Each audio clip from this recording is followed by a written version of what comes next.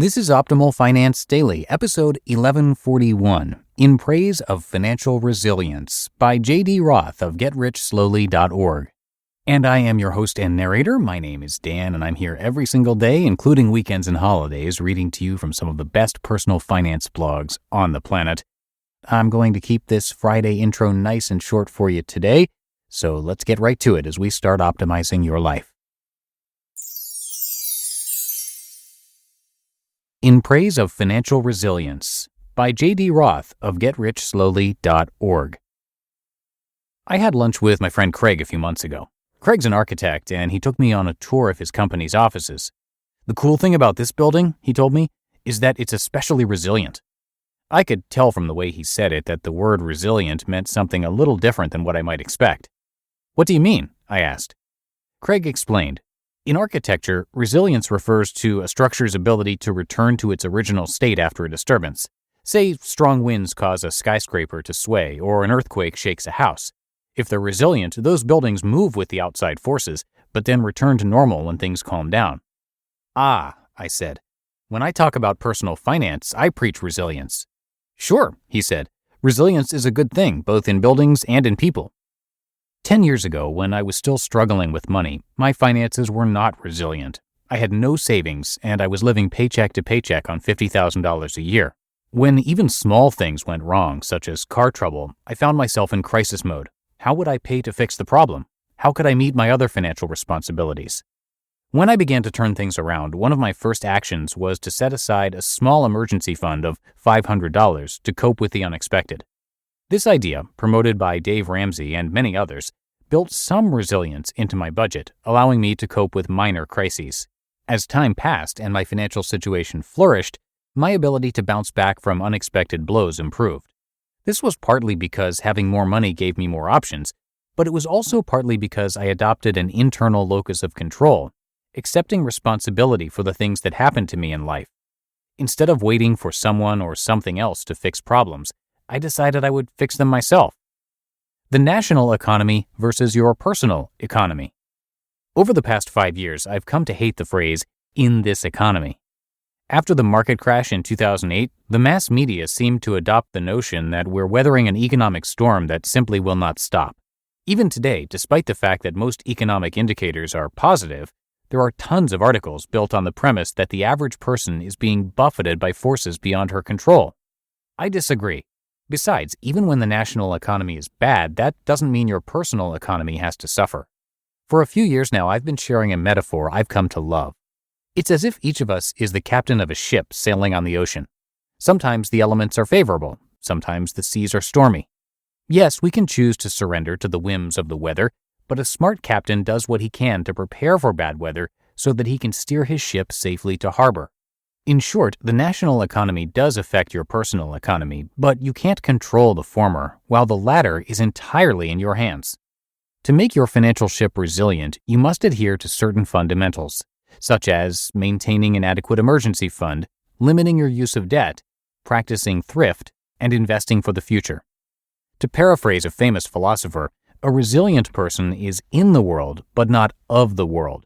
You cannot escape the national economy. You cannot escape the mass media. You cannot escape your friends and family.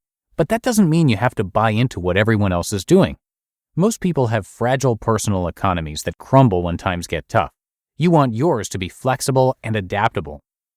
Mind over money. It's also important to remember the psychological side of money management. Many of my financial tenets are based on the need for financial resilience. When I say that it's important to spend less than you earn, that's because a positive cash flow allows you greater flexibility to respond to life situations. If you're deficit spending, it can be tough to find the funds you need to cope with a crisis, especially if you have no savings. But if you have a profit at the end of each month, you have the ability to redirect some of the money temporarily to take care of business. I argue that the perfect is the enemy of the good, because when you're obsessed with finding ideal answers, you set yourself up for frustration when you realize there usually isn't an ideal solution. Plus, perfection also produces procrastination and resistance, two natural enemies of resilience. Another aspect of resilience is the ability to respond to failure. Failure is okay. What matters isn't the mistake, but how you respond to the mistake. Successful people brush failure aside and continue marching toward their goal. This is almost the definition of resilience. And of course, there's the motto of this site: do what works for you. Each of us is different. We have different goals and different personalities and experiences. We each need to find the tools and techniques that are effective for our own situations. There's no one right way to save, invest, pay off debt, or buy a house. When you buy into the idea that there's just one right answer, you're subscribing to a fragile mindset. Resilient people are open to the idea of multiple paths to success. In psychology, adaptability refers to how well a person can adjust herself to changed circumstances. Because we live in a constantly changing universe, your ability and willingness to adapt is a barometer that measures both your ability to thrive and your capacity for happiness. In personal finance, adaptability and resilience are also barometers for ongoing success. You just listened to the post titled "In Praise of Financial Resilience" by J.D. Roth of GetRichSlowly.org. Now, is your home Wi-Fi struggling to keep up? Can it handle streaming, gaming, video conferencing, and homeschooling? What about all at once? Sounds like it's time for a Wi-Fi upgrade. Bring your Wi-Fi up to speed with Orbi Wi-Fi 6 from NETGEAR. Wi-Fi 6 is a whole new kind of Wi-Fi. It's the latest tech that gives you the fastest speeds possible even as you connect more and more devices throughout your home. That means you'll be able to stream without buffering, eliminate lag while gaming, and connect more devices to your Wi-Fi than ever before. It's like upgrading your Wi-Fi to first class. If you're ready for the best Wi-Fi ever, you can get it today from NETGEAR and never worry about Wi-Fi again. Check out Orbi Wi-Fi 6 at netgear.com/bestwifi. That's netgear.com/bestwifi. And I have that linked in this episode's description. And depending on where you live, I guess we're about 4 to 6 weeks into this whole social distancing, stay-at-home situation. Hope you're healthy and weathering it all okay, and that maybe these podcasts are helping you feel the tiniest bit better as we all adjust to our changing day-to-day lives. That's another episode of Optimal Finance Daily in the books. I thank you very much for your support and for listening each and every day.